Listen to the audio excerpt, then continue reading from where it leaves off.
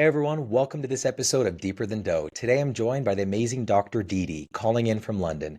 She shares her incredible journey from inheriting 3 million in debt to becoming a meditation expert, best-selling author, and founder of the Zoul app, a global platform for mindfulness, meditation, and wellness. We talk about how she used meditation to transform her life, overcome challenges, and help others do the same. Don't forget to like and subscribe to never miss a weekly episode. Hey everyone, welcome back to another episode of the Deeper Than Dough podcast. Today I'm super excited to have Dr. Dee on the show. Dr. Dee, what a cool name. Welcome to the show. Hi, Bennett. You sound great and you look great, and I think we should be interviewing you. Your Yes. life is amazing. We'll schedule something after. This one we're going to focus on you though. So can we start with just a minute or two of your background, who you are, where you're at? Yes, at the moment I'm in London. I'm talking to you from London. And hi everyone, the fan club of Bennett. Well, the thing is, how it happened is that when I was 26, I got married and had a baby son. My husband passed away on the New Year's Eve all of a sudden, and Oh. I did not know that he just had a cold and a flu, and after 2 hours he passed away. We were about to celebrate my son's birthday, and yes, when I went to the funeral, I learned that I inherited $3 million, not in cash but in debt. So with $3 million in debt, 26 years old I was, and with my baby son, I had to get myself together and pay off all the debt, which I went to meditation.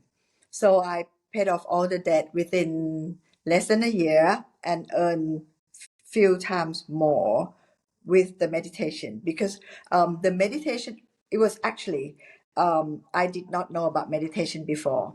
So someone was telling me that, yep, all your husband friends took away all the assets and left you the debt.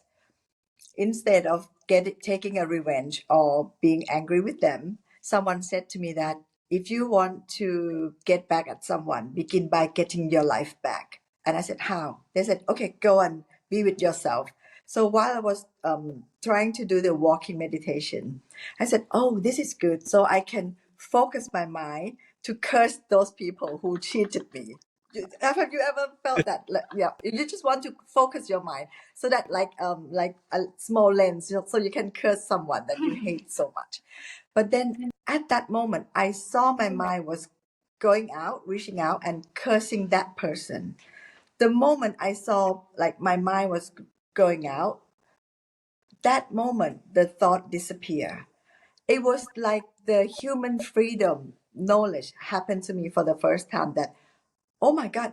At that time, I had two master degree when I was 20, 19, the first one when I was 18, and the second one when I was 20. I realized that everything we learn in the world, material world, it never told us how to really be happy or even be free from our own emotions.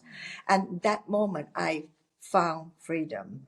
Then the teacher who taught us how to meditate told me to sit down for the meditation. It was so painful that I said, how could people sit cross-legged? It seemed almost impossible. Anyway, while I was struggling, I saw the pain in my leg separated, and my mind was backward, and I was looking at the pain as if the pain belonged to someone else. The moment that slight glimpse of seeing that as if the pain belonged to someone else, the pain actually disappeared. That moment, that it was like the enlightening moment that all these times we have been trying to push away some problems. The more we put our energy into it, pushing it away, the larger it grows. Yeah. And just 1 second of you not doing anything to something, and you said, yeah, you can live with it. Okay, show me how the pain can do. Yeah, show me what you can do. Without the energy that I put into the pain, it disappeared completely. That moment I felt that, oh, if I don't put the energy towards the $3 million debt, it will go one day. Either I die or it dies, something like that. So I just, I'm happy with that. Then few moments after that, I I sensed the feeling of sadness. Then I said, what in all our life, what we are trying to escape is away, to be away from pain, suffering, sadness, or something that bothers us. So at that time, I feel like, let me have a look, a closer look with the sadness or the pain or the suffering, so-called suffering. So Uh-huh. I looked inside and I saw that it was just a mere grayish feeling and it was heavy. And that's it. And I said, what? All the things that humans are feared of, you're just the little gray, heavy feeling. And that's it. And I was looking at it, I was kind of enjoying, like exploring, researching, and seeing, oh, this is what you call pain, suffering, something that the whole world afraid of. And while I was looking at it, observing it, it disappeared again. So I realized that actually we are not just free from the external condition. We are also free from our internal conditions. And that was just like the first day of the meditation. So I said, fine then. I Yeah. need to stop you to unpack a lot because you're Yes. going over so many good things, and I need to comment on them. So, Yes. man, okay, sorry, I'll let you keep going, but I need to like scroll up through all my notes now. Um, how long ago did this journey start? Is my first question. Yeah. When Well, if I was your tell son you born? how long ago it was, then you would know my age. All right, let's say it Sometimes was ago. 2 years ago, right? When you were Yeah. 26? Yeah. Some time ago. I was 26 then. However, however, from paying off the debt, I can tell you that few years after that, in Thai baht, I become billionaire in Thai baht. Also, it's if it's convert into dollars, I would say that I earn more than um a multi more than 20, 30 times the debt in few years. The thing I want to say this is just to tell all your listeners that when something happened to you, it actually happened for you. It happened. It's like the universe take you so that you be awakened. Because otherwise, I'll be like a shallow girl working in the material world, not knowing what life was about. And well, I asked myself, of course, like everyone does, but to really know yourself, know that your mind is separated from your emotions and you can be free from your own emotions. Mhm. All this truth, actually, every time life shakes you up in order to for you to grow and to have a better life. And at that moment, I realized that things happen for us so that we will have the best life ever. Yeah. The universe actually see that, yeah, you're in this position, but you could have been better. But they need to shake us a bit, like when you, like when you want to help an ant that are playing in your wash basin when you are about to brush your teeth, and you try to help an ant or an insect. The insect will like run away, and they hate you that they think you are trying to kill them or something. We human are just like those insects. We don't like it when we are shaken, and we have so much resistance to change. Yeah. From that moment onwards, I told myself, I remember that no matter what happened, I know that something really great is going to happen to me. So I will only have my eyes, my souls to look for the great things that was coming that way. And you know what? The easiest part was paying off the debt of the $3 million. The harder one is when you really get serious with your goal. Well, when you are a widow with a baby son and you have debt, well, I was in a worse condition Yeah. than other people. So people will comfort you, they will love you, they will support you, they will talk all the good things about you. But as you know, Bennett, when you have sold your company, you become multimillionaire. Not many of your friends would like that. Yeah, maybe. I'm not asking if they like it though, I guess. Yeah. I love that I love that. I mean, I totally relate to you get crushed and then you try to figure out who the hell you are. Because if you have a decent life, you kind of just go through it. You're like, whatever. You could go through your entire life with unconscious programming of just like, I'm going to do this because that's what I was trained to do. And every morning I have the same thoughts and I do the same things. And then I'm mad at myself because my life's not changing. It's like, well, your thoughts aren't changing. It really does start with the thoughts. But before I dive into that, I want to talk about what you said about pain and sensation.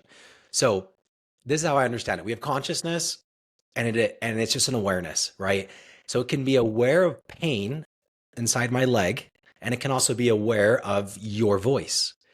But there's really no difference in it other than it's a different type of signal, but both of them are just an appearance in consciousness. One's closer to us, so we feel like it's, we want to escape it a little bit more. But just like you said, as soon as you stop trying to escape it and you just sit with it, it just goes away anyway, because it's just, an emotion or whatever. It's an amount of energy. It comes and it's a finite amount of energy. It'll go unless you feed it with your thoughts, right? And then you just got kind of get in that loop. Why did you start getting into meditation? And when you say meditation, is it more like Buddhist philosophy, yogic tradition, mystic? Like, No, does it follow it's philosophy very generally? natural. It's very natural. Okay, when I say meditation, it's merely observing yourself. You can do meditation while you're running, swimming, working, do anything. The only key thing is that you observing yourself. You seeing your own mind as well as you doing something else. So then you will see what's happening, and you see that everything that happens in your mind actually disappear, and everything that all the sensation in your body, in your mind, everything is fleeting. It happens just for a moment, and then it goes away. So actually, there is freedom for all of us here, and all the issues that your listeners are having, those issues arrive so that all of us will strive in order to raise our frequency. We need to raise our frequency to a higher plane of frequency, higher plane of thought, and then you will receive the better things in life. You have better friends, you have better colleagues, you have better of everything with your higher frequency. When I mentioned that, the easiest part was the paying off the debt, because there will be a test from the universe, I would say, that people like, I'm very straightforward person, and you step on people's toe when you tell them exactly that they are stepping on your toe, Uh-huh. and please take your feet off, and people don't like that. They would prefer that, oh, if you're a good person, you must allow them to take advantage of you. And if you are straightforward and said, oh no, you are stepping on my toe, please lift up your feet, Yeah. they would not like that. And I have had my share of a lot of backstabbing, betrayal, and all that. And I love it so much. I want your listener to know that the thing that people suffer the most is the gossiping, backstabbing, betrayal, and people judge you and thinking bad about you. I can tell you that those things are the gift, because it wants us to strive for our higher self kind of thoughts. Because otherwise, when someone bully you and you said eyes to eyes, you bully me, I bully you back. As long as you continue doing that, it will never work. And from my experience, no matter how good you are, you cannot resolve the issues by fighting back. You can resolve the issues by raising your plane of thoughts and plane of your frequency. So I would say keep your frequency high, keep your intention pure, and then things will change. Have you heard of someone named Dr. Joe Dispenza? Have you heard of that guy? My He's sister a, mentioned him. I just listened to something that he put out and he said very, very similar to what you just said.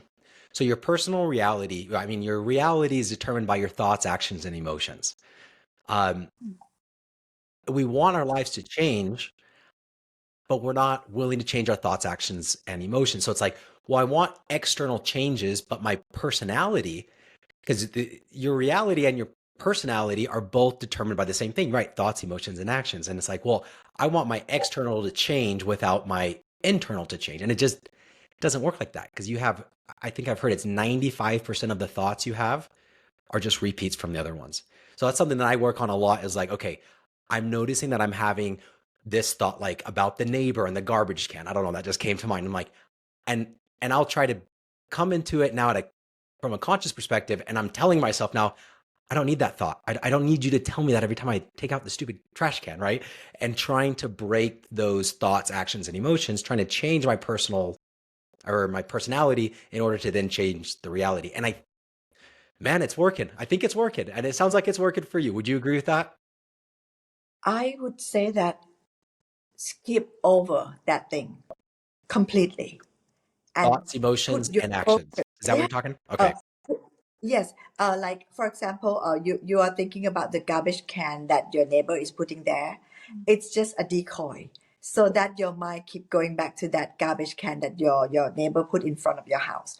So let go of it and look at something that is more important in your life, because retaliate or whatever we do, I would say it's more than that, because what I was talking about is that as a single person, I don't have another relationship as a single lady. Every time people know that I sold a company, I get a bribery letter, a ransom letter, and sometimes they even kidnap my son. So that is more. And a lot of things they would say, like, if you don't pay me 14 millions, I will slander you, I will defame you, things like that. And I said, do it. I'm a bad person. Do whatever you like. And whatever they do, I just live. I just want to go through the test, because when I was about 7 years old, I watched a film in with my mom, and there was one person in a village that he was blamed by everyone when he was not doing the wrong thing. And I was wondering, as a 7 years old, that how would a person live with the judgment from others that they wrong him? How would a person live? Well, I actually invited that to my life, but I could see that it's a good practice, because when the question is tough, it's so tough, you have to strive so hard in order to calm yourself and know that the only way out is a good way out. Yeah. Yeah, So, only when you turn your good side to it, that's the only way out. so when I was talking thoughts, emotions, and actions making up your reality, um, maybe I didn't explain that well. I think we're on the exact same page. What you're saying is you go outside, or sorry, what I'm saying is I go outside and I notice every time it's Monday, I have to take out the trash. I have this thought about the neighbor. Um, and my solution, what I was trying to say is, yeah, it's stop having that thought. Don't even dwell on it. Don't try to reframe it. Don't try. It's just move on. Tell my brain I'm done with this thought, right? Because if you dwell on it, and you can reframe it, but what you're doing is reframe. While you're reframing it in your mind, it's just more intellect, and it's just feeding the emotion even more.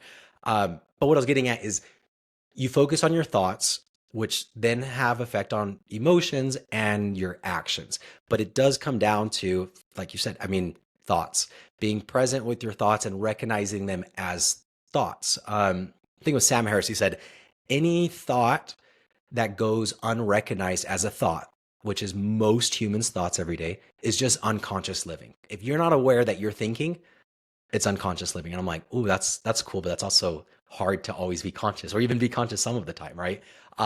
It just takes a lot of practice.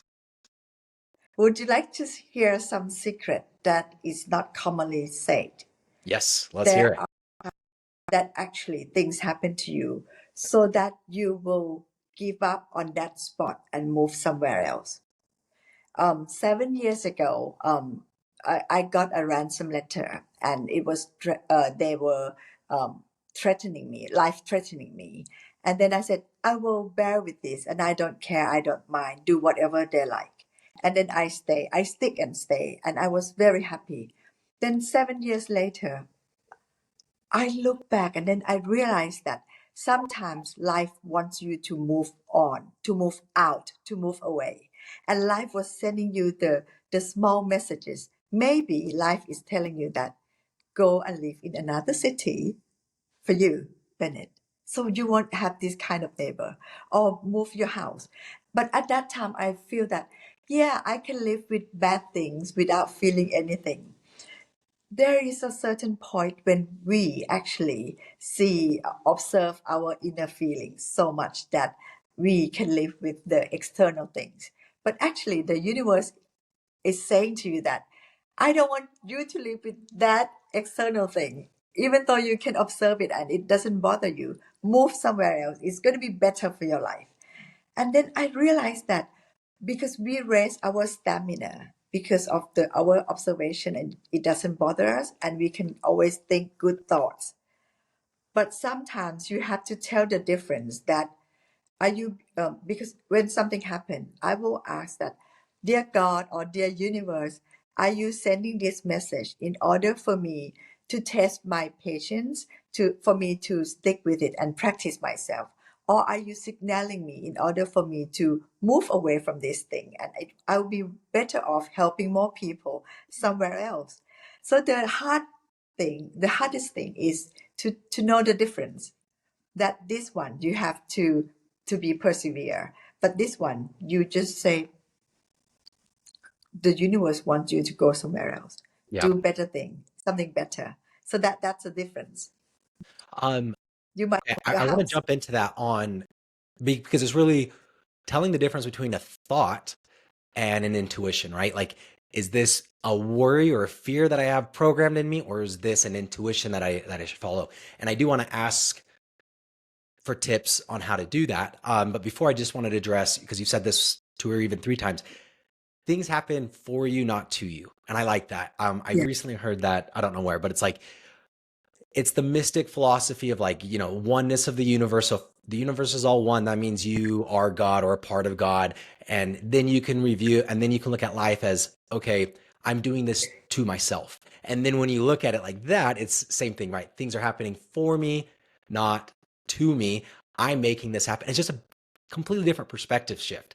Because it is easy, you get your ass kicked and then you look back and you're like, okay, I'm grateful that I went through that hard time. But it's a lot harder to be in the hard time and be like, I'm grateful for this hard time because, maybe we're going back to, because I know I'm trusting my intuition. But talk to me about that. What's the difference between you have something come in your life uh, that's shaking up your life and now you're going to prayer, right? Is this a patience, or how are you recognizing the answer and determining, is this just a thought? Is this a fear? Or is this an actual intuition? First of all, whatever happens, I come back to myself, and the first thing, once you look inside, it's beautiful, and immediately you will get the sense of happiness comes up. The moment that you actually aware of yourself without any judgment, the feeling of happiness will rise. It feel like the scent of happiness comes up, and that moment you know that you are on the right track. That's where it is. And then after that you can use your brain to figure it out as if the problem belongs to someone else. However, it is the key part that your muscle of happiness have to be very strong. So you train over and over again. It You work through many lives in order to be able to be happy no matter what. And I think this is a good training. And um, for people, you will have a certain standard of happiness. And no matter what happened, it comes to that point. But if you raise the bar of your standard of happiness every time something happened, and you raise your bar of happiness, it's not happiness of it's joy, the feeling of contentment, the feeling of joy inside. And it's like a breath of fresh air that joy goes around in your body, and you know that you have the island of happiness inside you that you can always come back. And when you are in your own island of joy, you know that you can differentiate what's Yeah. the opportunity, what's the problem, what you should be doing. But what's more than that, when your mind is stable, a lot of people talk about manifestation. Normally I don't, but I would say that something special happened when uh, I endure a lot of bad things, and I just stick to where I was until one day, one of the girl that I have helped did a small thing. I gave her some money, and then she wrote a letter to bribe me to ask, demand me for some more money, 20 million. And I just felt that, yeah, I had enough. I think it's a sign. It's a strong sign. So I'll move to Paris. I will live in Paris. And then we came to London for 3 days, and now we ended up being a London taxpayer. And for doing that, we would say we retired because we went into silent meditation for 2 years before the 2.5 years in silent meditation. And we intended to come to London for 3 days. And now we ended up creating an app called Zoul, the application for meditation, relaxation, sleep, and wellness. All these 7 months, we never go anywhere. We hardly sleep. We work until 4 or 6 a.m. in the morning, building this application. And people asked us that, I thought you retired and you don't want to do any business anymore. I said, I'm not doing this because of the money. I know it's a calling, because this train of thought has helped me, has helped all of us, has helped all my friends to get over any obstacles that come our way, whether it be relationship, love hurts, betrayal, gossip, backstabbing, or financial issues. Any issues, it helps us, and we feel that we want to give something. And as for your question, yes, the thing that happened to me 27 years ago, because now my son is 27 years ago. And for the past 27 years, it has helped us. So we built the application called Zoul. And then it took us throughout the whole 7 months. We made a perfect app. We made a perfect app that I wanted it. The investors came in. Everyone wants to invest because I own 7 private equity funds that we normally finance hundreds of startups. And when we do it for ourselves, all our friends want to come in. I said, no, we don't need any funding at all. And then at the end, it was the 10th of December. I said, we have completed the app. I'm very happy with it. It's perfect. And Just I last don't month. mind. Yes, just last month on the Awesome. 10th of December. And I said, let's so go and have pizza. So you have have to hear pizza, you this. You said? have to hear this. Yeah. I said, let's go and have pizza. And all my team, 40 of us, all 40 of them, my friends, came to London to support me mentally and all that in Awesome. order to do this. And they all, I have been meditating for the past 27 years, building business, helping hundreds of business being successful. So I said, yeah, I'm good. I'm happy with it. Let's go and have pizza. And the friend said, no, you can't. You finished the app. You have to start doing the marketing, PR, and everything. This is almost New Year. It's the time you have to do it. I said, no, my app is going to be a unicorn within few months. And they said, no, you can't, because you haven't even started doing the marketing. And when we walked out to the pizzeria, my dog ran to one lady, and that lady touched my dog. And normally my dog bites. It's a little Maltese, to 1 pound, 1 pound, that you can put in your hand. Normally it bites, and it doesn't bite. I said, who is this beautiful lady? My dog doesn't bite her. And I turned around. It's the Duchess of York. The Really? Duchess of York. Yes, the Duchess Sarah Ferguson herself. Her energy was so vibrant and so beautiful, a beautiful soul, that my dog didn't bite her. So we started talking, and then she was teaching me a lot of things that I never knew before.